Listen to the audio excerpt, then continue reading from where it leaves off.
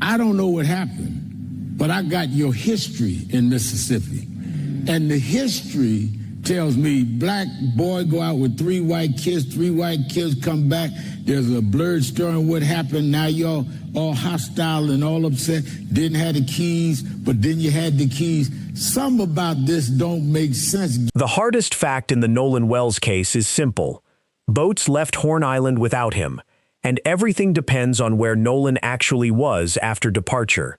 Around 4:28 in the afternoon, according to the account later advanced by attorneys for 3 young men who had been with the larger group, 27 people left the island. Those attorneys say Nolan stayed behind by choice. They point to messages, other people on the island, and calls made later that night as support.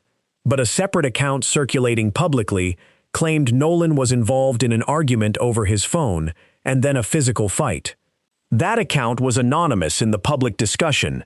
Its timing was uncertain, and no confirmed police report was attached to it.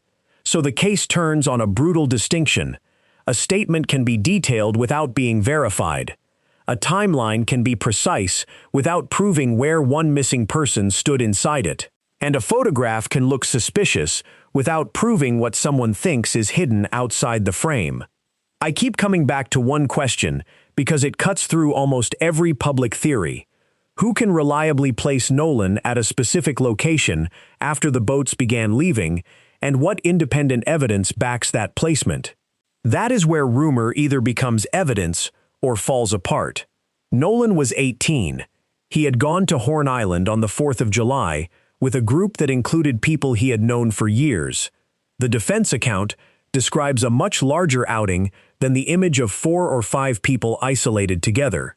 Attorneys for Warren, Jacks, and Morgan later asserted that roughly 30 people were traveling on 3 boats and that the island itself held a crowd numbering in the thousands. They also said Nolan was not even on the same boat as those 3 men on the trip out. Those are defense-side claims, not conclusions I can independently elevate into fact, but they matter because they directly challenge a simpler public narrative that Nolan left with 3 white young men and only those 3 returned. That version became emotionally powerful because it creates an immediate closed circle of suspicion. The larger group account breaks that circle open. More people means more possible witnesses, more separate movements, more opportunities to confirm or contradict a timeline, and more room for confusion. It does not clear anyone by itself. It changes what must be proved. The same problem appears in the phone and keys controversy. Public accusations suggested that Nolan's phone or keys had been mishandled, hidden, erased, or used as part of a cover-up. Attorneys for Warren, Jacks, and Morgan answered with a threatened defamation action. Their letter demanded an apology, a written retraction, correction or deletion of disputed statements, and preservation of evidence. They denied that the 3 men possessed, accessed, erased, or tampered with Nolan's phone, and denied lying about either the phone or the keys. That is a legal position, not a final finding, but it exposes something important about this case. The public conversation has repeatedly taken an uncertainty, attached a sinister explanation to it, and then treated the explanation as though the uncertainty itself proved it. A missing piece of information is not evidence of a cover-up. A disputed phone is not proof of evidence tampering. If someone can establish access, deletion, possession, or concealment, that is different. Without that step, the accusation outruns the record. The most extreme version of that problem came from a theory built around a boat image. An online commentator focused on an open area of deck between several people and argued that the empty space could conceal Nolan's body. A diagram was used to mark the supposed location, while another person on the boat was interpreted as working near a bilge pump, and a man identified as Wyatt was described as being on a distress call. The theory then moved from geometry to accusation. Because people were standing away from one area, they must have been avoiding something. Nothing established in the public evidence supports that leap. An empty patch of deck is an empty patch of deck until evidence gives it another meaning. A diagram can show what is physically imaginable. It cannot prove that the imagined thing was there. This is the kind of theory that feels persuasive because the picture lets the viewer participate in constructing it. You see a gap, your mind fills it, and the explanation starts to feel like discovery. But possibility is not presence. That distinction is not technical. It may be the difference between investigating a lead and publicly accusing people of hiding a body. There is a second timeline running underneath all of this. Warren said he last saw Nolan alive and well around 3 p.m. The legal letter described the larger departure at roughly 4:28. It said Nolan chose to remain on Horn Island with a young woman and that people urged him to get on a boat before leaving. Later public discussion referred to messages from a woman identified as Katie that were said to support the claim that Nolan did not board. Brandon Tatum, who interviewed some of the young men, said he had seen messages in which Katie indicated she had not seen Nolan get back on the boat and had heard others calling for him to come aboard. Again, that is a reported description of the messages, not independent authentication of their full contents. Still, if authenticated, that evidence would matter because it narrows the question. It would not tell us what happened to Nolan. It would tell us something about what did not happen on one particular boat. Then, there are the later sightings. Public discussion cited two people described as reliable witnesses who allegedly saw Nolan closer to 6 p.m. That claim is potentially decisive for the three young men who say they had already left. If Nolan can be reliably placed alive on Horn Island after their documented departure, theories requiring him to have secretly left with them become much harder to sustain. But the public claims discussed do not identify those witnesses by name or provide their full statements, exact vantage points, or underlying records that would test the identification. That is why I would not declare the placement established. The right way to treat it is as a reported claim with enormous evidentiary value if it is verified. If you had to choose one thing investigators should put on the table to settle this part of the timeline, would you want verified witness identification after 5 p.m. or authenticated location data showing exactly where the relevant boats were? Put your answer in the comments, because those two categories of evidence test very different theories. Now the case tightens. The anonymous altercation account did not merely claim Nolan was seen. The writer said she had been on another boat, saw an argument involving Nolan and several other people, heard a dispute about his phone, and later saw a physical fight after the group reached shore. She also said a young woman tried to stop it and that she left before whatever happened next. A later message attributed to the same person claimed there was video footage, although the footage was also described as showing little. Those details are specific enough to demand attention. They are not specific enough to demand belief. The witness's identity was not established publicly in these accounts. The exact time was not established. The video was not produced. Whether she actually reported the account to investigators was discussed but not confirmed. That uncertainty became more complicated because Tatum's own public descriptions were not perfectly clean. In one discussion, he said he had received a message showing that someone claimed to have seen an argument involving Nolan and another person. He emphasized that the message did not describe a physical fight and did not give a time. He then reasoned that it may have occurred after Warren's boat left, possibly sometime before 6 o'clock. In a later televised discussion, he said he had never heard of the altercation being described there, and that nobody he had spoken with had mentioned such a fight. Those statements can sound contradictory until you separate the claims. Hearing about an argument through a second-hand message is not the same as receiving a verified first-hand account of a physical fight. His earlier comments show awareness of an argument allegation. His later comments show skepticism about the stronger fight allegation. The overlap is messy. It is not enough, on this record, to label either statement a proven lie. What would make the alleged fight matter most is physical evidence. On a panel discussion, Forensic specialist Joseph Scott Morgan explained what he would normally look for after a fistfight: bruising, abrasions, injuries to the hands or forearms, and facial trauma depending on the blows involved. He said the second autopsy examination did not identify findings he considered indicative of significant blunt force trauma. He also described extensive examination of the face and said nothing of forensic importance was found there for that theory. Tatum similarly argued that there was no obvious blunt force injury to Nolan's face or a laceration on the back of the head, while noting an area of redness beneath the skin. That does not prove there was no argument. It does not even prove there was no physical contact. It weakens one particular version of the story, a severe group beating that left the kinds of injuries experts would expect to detect. There is a limit, though. The state autopsy findings were described as complete, but not publicly released during the discussion. The panelists were not presenting a full state report to the audience. That means the strongest defensible conclusion is narrower than either side wants.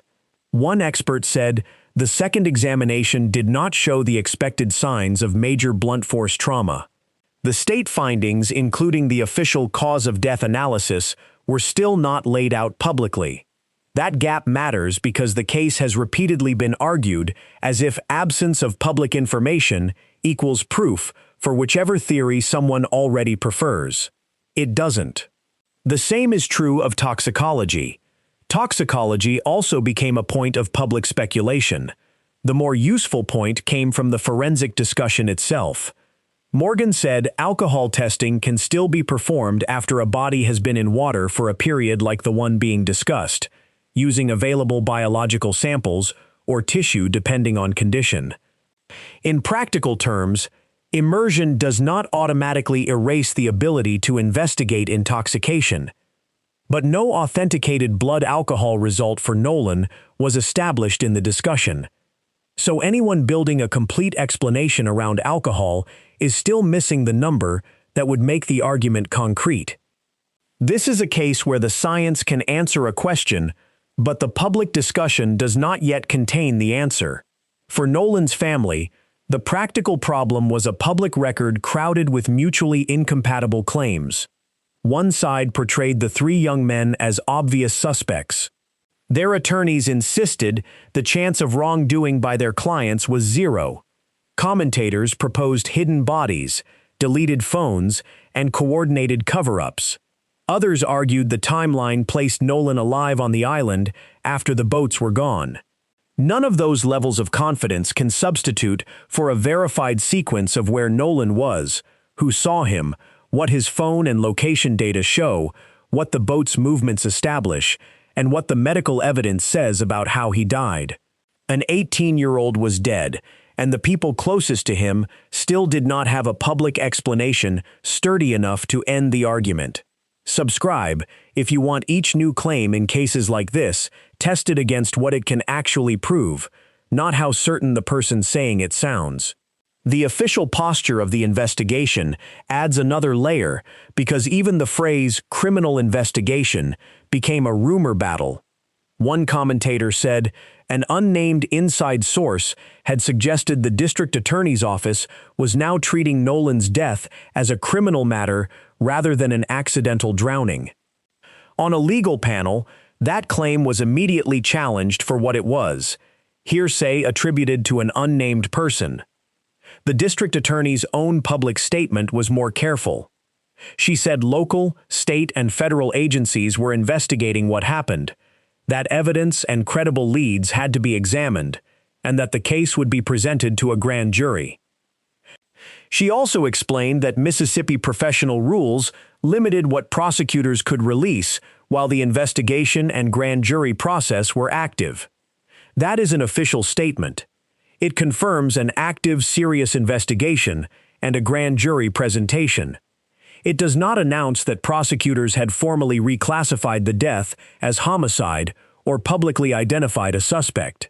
That distinction is easy to lose because grand juries sound like conclusions when they are actually part of a process for evaluating evidence. A grand jury can hear a case because investigators are trying to determine whether criminal charges are warranted. Its involvement does not tell us what decision it will reach.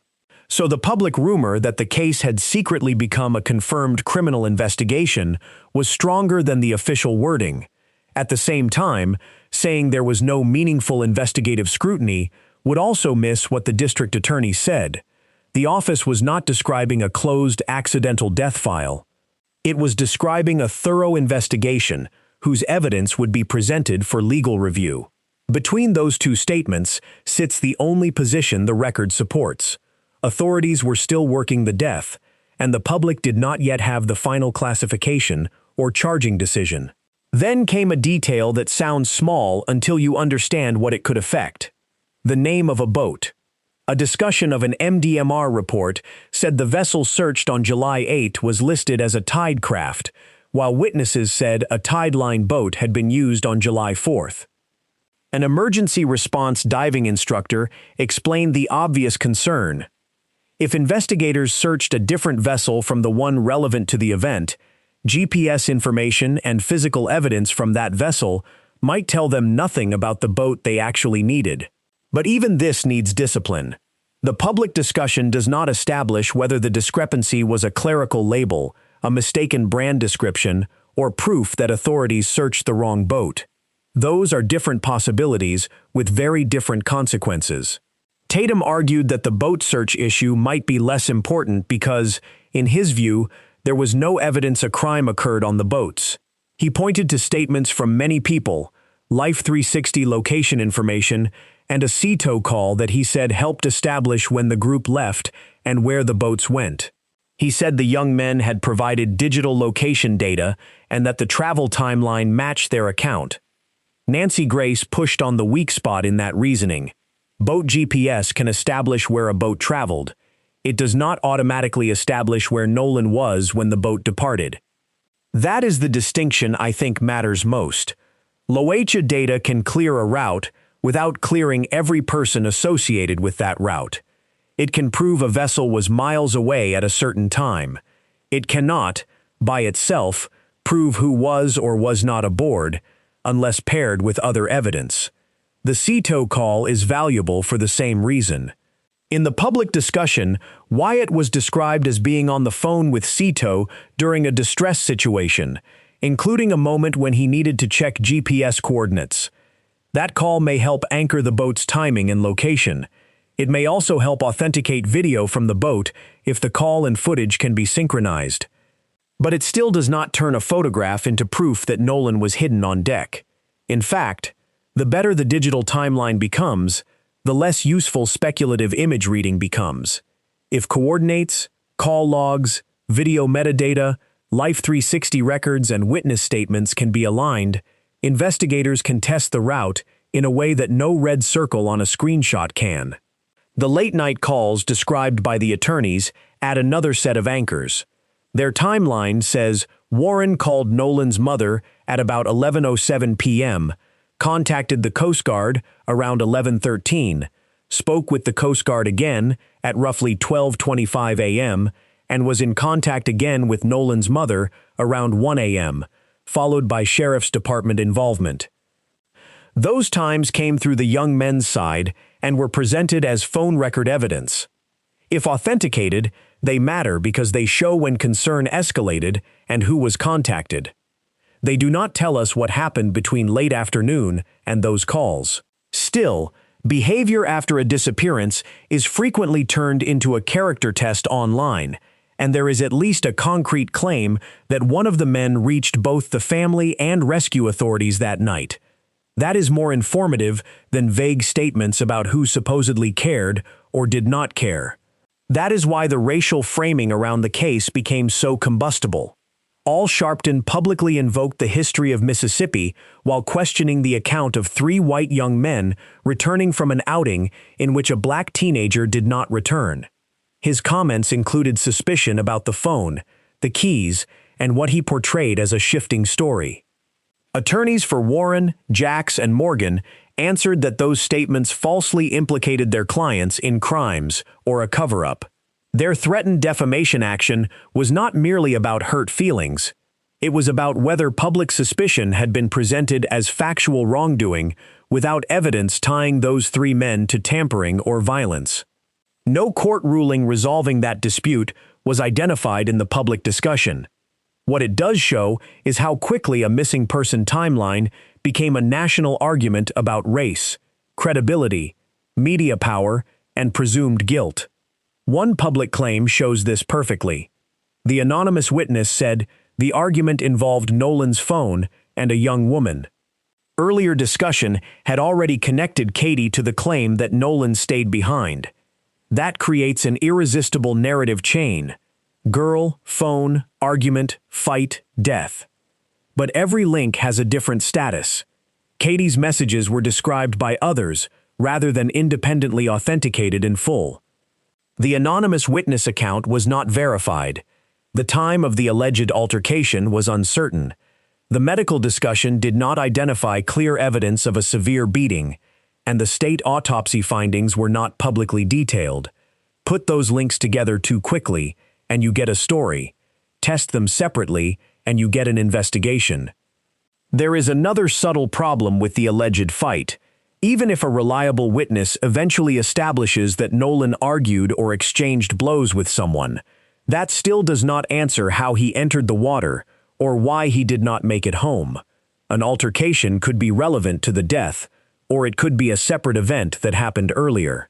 Timing, injury pattern, witness continuity, and location would decide how much weight it deserves. Nancy Grace argued that an altercation shortly before death would be difficult to dismiss as unrelated. Tatum answered that an argument alone does not explain drowning. Both points can be true at the same time. Proximity raises significance. It does not prove causation. And this returns us to the departure window. Around 3 p.m., Warren said he saw Nolan alive. Around 4:28, the larger group was said to have left without him. After that, some accounts place Nolan on the island, including reports of sightings closer to 6. One anonymous account also places him in an altercation, but without a confirmed time. The men who left point to location data, a CTO call, and people who said Nolan stayed behind. None of that should be dismissed because it came from people defending themselves. None of it should be accepted solely because they repeated it consistently. The evidence has to carry the weight. Several points are firmer than the rest. Nolan was 18 and went to Horn Island with a larger group. He did not return with the group whose departure later became central to the timeline. Warren said he last saw Nolan around 3 p.m. Attorneys for Warren, Jax, and Morgan said a larger set of people departed around 4:28 and that Nolan chose to stay behind. Those attorneys also denied that their clients handled or tampered with Nolan's phone. Public discussion later raised an anonymous altercation claim, but the witness identity, exact timing, and video were not publicly established in the discussion. Forensic discussion said the second examination did not reveal the sort of major blunt force findings expected from a severe beating. The district attorney said a thorough investigation was continuing and would be presented to a grand jury. Those points do not solve the death. They define the questions investigators still have to solve. If the reported late sightings are authenticated, they could sharply weaken theories involving the young men who had already left. If they collapse under scrutiny, the timeline opens again. If the boat brand discrepancy reflects a real search of the wrong vessel, investigators may have to explain what evidence was missed or which data came from which boat. If it was only a paperwork error, the online theory loses much of its force. If the anonymous witness has video, metadata, and identification, could transform that claim. If no such evidence emerges, the account remains an allegation that cannot carry a homicide theory by itself. This is how the case should move.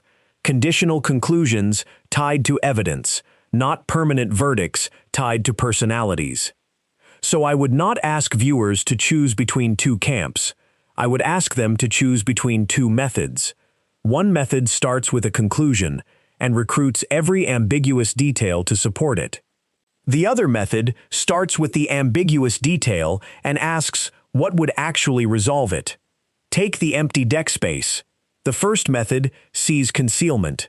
The second asks for video, dimensions, witness placement, forensic evidence, and a chain connecting Nolan to that boat.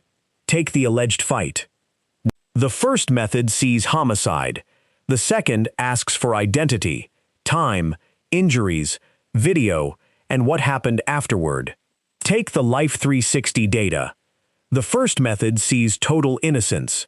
The second asks what the data proves about the boat, then separately asks what proves Nolan's location. If this case matters to you, share the evidence gap, not the rumor. The most important missing bridge is still the same one: a reliable, independently supported placement of Nolan after the boats began to leave. The anonymous witness may eventually matter. The late sightings may eventually matter more. The phone and keys may turn out to be central, or they may turn out to have been distractions, amplified by suspicion. The boat name discrepancy may expose a serious investigative mistake, or it may collapse into clerical confusion. The medical findings may exclude some public theories without supplying a complete alternative. Every one of those possibilities remains secondary to the location question, because location controls which theories are even physically possible. Picture the case without the loudest voices. No commentators, no attorneys declaring certainty, no viral diagram, no unnamed insider. What remains is a narrow sequence of testable things. Nolan on Horn Island, a group preparing to leave, people saying they called for him, boats departing, later reports that he was still there, concern escalating hours later, rescue contacts, a body examined after time in the water, and an investigation that the district attorney said was still being worked for, presentation to a grand jury. Somewhere inside that sequence is the answer, but the sequence only becomes meaningful when each link is authenticated. That is why I keep returning to the departure. A boat can leave an island at a documented time. A phone can log a call. An app can record a route. None of those things, standing alone, tells you where Nolan Wells was. Establish that, and whole branches of speculation disappear at once, fall to establish it, and every confident theory remains vulnerable to the same basic problem. That leaves one stubborn fact sitting at the center of everything.